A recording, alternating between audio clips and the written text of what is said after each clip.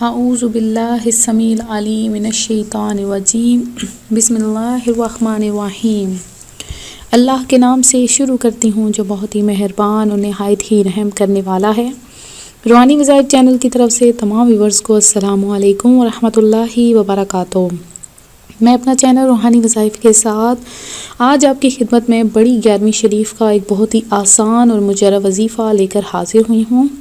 یہ سرکار غوث اعظم کے 11 ناموں کا ایک بہت ہی خاص وظیفہ ہے۔ آپ لوگ یہ وظیفہ کریں اور معجزہ آپ اپنی آنکھوں سے دیکھ لیں گے کہ اس وظیفے کی برکت سے کس طرح آپ کی زندگی بدل جاتی ہے، آپ کی قسمت بدل جاتی ہے، کامیابیاں حاصل ہو جائیں گی، سارا سال مصیبتوں سے حفاظت رہے گی۔ تو یہ کوئی عام وظیفہ نہیں ہے، سرکار غوث اعظم کے ناموں کا وظیفہ ہے بڑی 11ویں شریف کا۔ تو آپ نے ضرور 11ویں ربیع الثانی کی 11ویں کو یہ وظیفہ کر لینا ہے اور کثرت سے درود پاک پڑھتے رہیں۔ نبی معظم رسول محترم سلطان ذی حشم سراپائے جود و کرم حبیب مکرم محبوب رب اکرم صلی اللہ علیہ وآلہ وسلم نے فرمایا، مسلمان جب تک مجھ پر درود پڑھتا رہتا ہے فرشتے اس پر رحمتیں بھیجتے رہتے ہیں۔ اب بندے کی مرضی ہے کم پڑھے یا زیادہ۔ تو حضور غوث اعظم کے ہم کرامات بھی بیان کریں گے کہ ہمارے غوث اعظم مادرزاد ولی تھے۔ آپ رحمۃ اللہ علیہ ابھی اپنی ماں کے پیٹ میں تھے اور ماں کو جب چھینک آتی اور اس پر وہ جب الحمدللہ کہتی تو آپ رحمۃ اللہ علیہ پیٹ ہی سے جواباً یرحمک اللہ کہتے۔ آپ رحمۃ اللہ علیہ یکم رمضان المبارک بروز پیر صبح صادق کے وقت دنیا میں جلوہ گر ہوئے۔ اس وقت ہونٹ آہستہ آہستہ حرکت کر رہے تھے اور اللہ اللہ کی آواز آ رہی تھی۔ جس دن آپ رحمۃ اللہ علیہ کی ولادت ہوئی اس دن آپ کے دیار ولادت جیلان شریف میں 1100 بچے پیدا ہوئے۔ وہ سب کے سب لڑکے تھے اور سب ولی اللہ بنے۔ غوث اعظم نے پیدا ہوتے ہی روزہ رکھ لیا اور جب سورج غروب ہوا اس وقت ماں کا دودھ نوش فرمایا۔ سارا رمضان المبارک آپ رحمۃ اللہ علیہ کا یہی معمول رہا۔ 5 برس کی عمر میں جب پہلی بار بسم اللہ پڑھنے کی رسم کے لیے کسی بزرگ کے پاس بیٹھے تو اعوذ اور بسم اللہ پڑھ کر سورہ فاتحہ اور الف لام میم سے لے کر 18 پارے پڑھ کر سنا دیے۔ ان بزرگ نے کہا بیٹے اور پڑھیے۔ فرمایا بس مجھے اتنا ہی یاد ہے کیونکہ میری ماں کو بھی اتنا ہی یاد تھا۔ جب میں اپنی ماں کے پیٹ میں تھا اس وقت وہ پڑھا کرتی تھی، میں نے سن کر یاد کر لیا تھا۔ جب آپ رحمۃ اللہ علیہ لڑکپن میں کھیلنے کا ارادہ فرماتے غیب سے آواز آتی، اے عبد القادر ہم نے تجھے کھیلنے کے واسطے پیدا نہیں کیا۔ آپ رحمۃ اللہ علیہ مدرسے سے تشریف لے جاتے تو آواز آتی، اللہ عز و جل کے اس ولی کو جگہ دے دیں۔ تو ایک مرتبہ برگاہ غوثیت امام میں حاضر ہو کر ایک شخص نے عرض کی، علی جاں میری زوجہ کو مرگی ہو گئی ہے۔ حضور غوث پاک رحمۃ اللہ علیہ فرمایا اس کے کان میں کہہ دو غوث اعظم کا حکم ہے کہ بغداد سے نکل جا۔ چنانچہ اس وقت وہ اچھی ہو گئی۔ تو میرے آقا اعلیٰ حضرت امام اہل سنت مولانا شاہ احمد رضا خان فرماتے ہیں مرگی بہت خبیث بلا ہے اور اس کو ام الصبیان بھی کہتے ہیں۔ بچوں کی ایک بیماری جس سے اعضاء میں جھٹکے لگتے ہیں اگر بچوں کو ہو، ورنہ سرا یعنی مرگی تجربے سے ثابت ہوا ہے کہ اگر 25 برس کے اندر ہوگی تو امید ہے کہ جاتی رہے گی، اور اگر 25 برس کے بعد یا 25 برس والے کو ہوئی تو اب نہ جائے گی۔ ہاں کسی ولی کی کرامت یا تعویذ سے ضرور چلی جاتی ہے۔ تو یہ فی الحقیقت ایک شیطان ہوتا ہے، شریر جن ہوتا ہے جو انسان کو ستاتا رہتا ہے۔ اب آپ چاہتے ہیں کہ بچوں کو اس سے کیسے بچائیں، تو اس کا یہی نسخہ ہے کہ بچہ پیدا ہونے کے بعد جو آذان میں دیر کی جاتی ہے اس سے اکثر یعنی مرگی کا مرض پیدا ہو جاتا ہے۔ اور اگر بچہ پیدا ہونے کے بعد پہلا کام یہ کیا جائے کہ نہلا کر آذان و اقامت بچے کے کان میں کہہ دی جائے تو انشاءاللہ عز و جل عمر بھر مرگی سے محفوظ رہیں گے۔ تو ایک بار بغداد معلیٰ میں طاعون کی بیماری پھیل گئی، لوگ دھڑا دھڑ مرنے لگے۔ لوگوں نے آپ کی خدمت میں اس مصیبت سے نجات دلانے کی درخواست پیش کی۔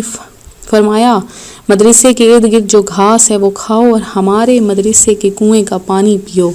جو ایسا کرے گا وہ انشاءاللہ عز و جل ہر مرض سے شفا پائے گا۔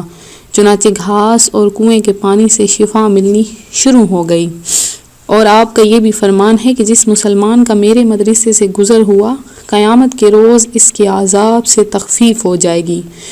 تو آپ نے ڈوبی ہوئی بارات کا قصہ تو ضرور ہی سنا ہوگا، ایک بار پھر اس کی یاد تازہ کر لیں کہ ایک بار سرکار بغداد حضور غوث اعظم دریا کی طرف تشریف لے گئے۔ وہاں ایک بڑھیا کو دیکھا جو زار و قطار رو رہی تھی۔ ایک مرید نے بارگاہ غوثیت میں عرض کی، یا مرشدی، ضعیفہ کا اکلوتا خوب رو بیٹا تھا، بیچاری نے اس کی شادی رچائی، دلہا نکاح کر کے دلہن کو اسی دریا میں کشتی کے ذریعے اپنے گھر لا رہا تھا کہ کشتی الٹ گئی اور دلہا دلہن سمیت ساری بارات ڈوب گئی۔ اس واقعے کو آج 12 برس گزر چکے ہیں، مگر ماں کا جگر ہے، بیچاری کا غم جاتا نہیں ہے۔ یہ روزانہ یہاں دریا پر آتی اور بارات کو نہ پا کر رو دھو کر چلی جاتی ہے۔ حضور غوث اعظم علیہ رحمت اللہ الاکرم کو اس ضعیفہ یعنی بڑھیا پر بڑا ترس آیا۔ آپ رحمت اللہ علیہ نے اللہ عز و جل کی بارگاہ میں دعا کے لیے ہاتھ اٹھا دیے۔ چند منٹ تک کچھ بھی ظہور نہ ہوا۔ بے تاب ہو کر بارگاہ الہی عز و جل میں عرض کی، یا اللہ عز و جل، اس قدر تاخیر کیوں؟ ارشاد ہوا ہے، میرے پیارے، یہ تاخیر خلاف تقدیر و تدبیر نہیں، ہم چاہتے ہیں تو ایک حکم کن سے تمام زمین و آسمان پیدا کر دیتے، مگر بمقتضائے حکمت چند دن میں پیدا کیے۔ بارات کو ڈوبے 12 سال بیت چکے ہیں، اب نہ وہ کشتی باقی رہی ہے نہ ہی اس کی کوئی سواری، تمام انسانوں کا گوشت وغیرہ بھی دریائی جانور کھا چکے ہیں، ریزے ریزے کو اجزاء جسم میں اکٹھا کروا کر دوبارہ زندگی کے مرحلے میں داخل کر دیا ہے، اب ان کی آمد کا وقت ہے۔ ابھی یہ کلام اختتام کو بھی نہ پہنچا تھا کہ یکایک وہ کشتی اپنے تمام تر ساز و سامان کے ساتھ ماں دلہا دلہن و باراتی سطح آب پر نمودار ہو گئی اور چند ہی لمحوں میں کنارے آ لگی۔ تمام باراتی سرکار بغداد رحمت اللہ علیہ سے دعائیں لے کر خوشی خوشی اپنے گھر پہنچے۔ اس کرامت کو سن کر بے شمار کفار نے آ کر سیدنا غوث اعظم علیہ رحمت اللہ الاکرم کے دست حق پرست پر اسلام قبول کر لیا۔ تو شاعر کہتا ہے کہ نکالا ہے پہلے تو ڈوبے ہوں کو، رب ڈوبتوں کو بچا غوث اعظم۔ تو ہمیں بھی حضور غوث اعظم کے وسیلے سے مانگنا چاہیے۔ حضور غوث اعظم کے وسیلے سے مانگی گئی کوئی دعا بھی رد نہیں ہوتی۔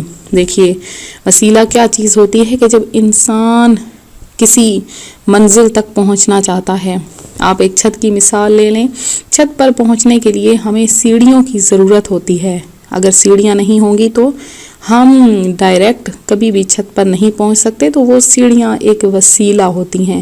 جو بنا سیڑھیوں کے چھت پر چڑھنا چاہتا ہے وہ کبھی بھی نہیں چڑھ پاتا اور آدھے راستے سے ہی گر جاتا ہے۔ تو حضور غوث اعظم ہمارے لیے ایک وسیلہ ہیں، ان کے وسیلے سے مانگی گئی دعا کبھی بھی رد نہیں ہوتی۔ آج میں آپ کے لیے جو بڑی 11ویں شریف کا آسان وظیفہ لے کر آئی ہوں وہ کیا ہے؟ اس کے کرنے سے سارا سال مصیبتوں سے حفاظت کی نیت کر لیں، سارا سال مصیبتیں ختم ہو جائیں گی۔ آپ نے 11 کھجوریں لے لینی ہیں، ابھی سے کھجوروں کا انتظام کر لیں، 11 کھجوریں اپنے سامنے رکھ لیں، اور اس کے بعد ان 11 کھجوروں کو آپ کدھر کدھر استعمال کر سکتے ہیں وہ بھی میں آپ کو اینڈ پہ بتاؤں گی۔ تو آپ نے ان 11 کھجوروں کو اپنے سامنے رکھ کر آپ نے اول آخر 11 بار درود پاک پڑھنا ہے۔ اس کے بعد آپ نے یہ پڑھ لینے ہیں نام حضور غوث اعظم کے۔ پہلا نام آپ نے پڑھنا ہے سید محی الدین سلطان، دوسرا محی الدین قطب، محی الدین خواجہ، محی الدین مخدوم، محی الدین ولی، محی الدین بادشاہ، محی الدین شیخ، محی الدین مولانا، محی الدین غوث، محی الدین خلیل، محی الدین۔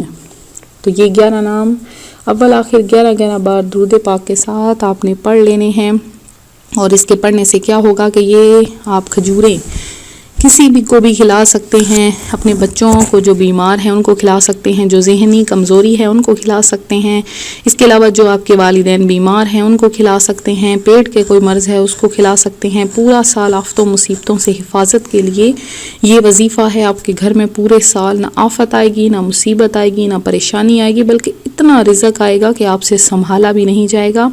جو عورتیں چاہتی ہیں کہ ان کے شوہر کے رزق میں اضافہ ہو، وہ صبح کے وقت ان کو کھلا کر بھیج دیں انشاءاللہ تعالی. دیکھیے گا کہ کیسے رزق کی ریل پیل ہوگی اور رزق کبھی بھی ختم نہیں ہوگا. تو میں امید کرتی ہوں میرا آج کا یہ روحانی وظیفہ آپ کو پسند آیا ہوگا. اسی طرح سے مزید روحانی وظائف حاصل کرنے کے لیے ہمارا چینل ضرور سبسکرائب کر لیں, بیل آئیکن کا بٹن بھی پریس کر لیں تاکہ جو بھی نئی ویڈیو اپلوڈ ہو آپ تک بآسانی اس کا نوٹیفیکیشن پہنچتا رہے. تو ویورز, ویڈیو کو لائک کرنا ہرگز نہ بھولیں, ویڈیو کو شیئر کریں تاکہ آپ لوگ بھی اس کار خیر میں حصہ لے سکیں. جن بہنوں بھائیوں نے دعا میں حصہ لینا ہے اپنا نام ضرور کمنٹ میں میسج کر دیں. انشاءاللہ تعالی اگلی دعا کا اہتمام بڑی گرمی میں کروایا جا رہا ہے. تو جو ولی اللہ ہوتے ہیں ان کی خاص نظر رحمت ہوتی ہے. آپ لوگ بھی دعا میں شامل ہوں. ملتے ہیں اپنے اگلے وظیفے کے ساتھ. اپنی دعا میں یاد رکھیے گا, اپنا خیال رکھیے گا. فی امان اللہ.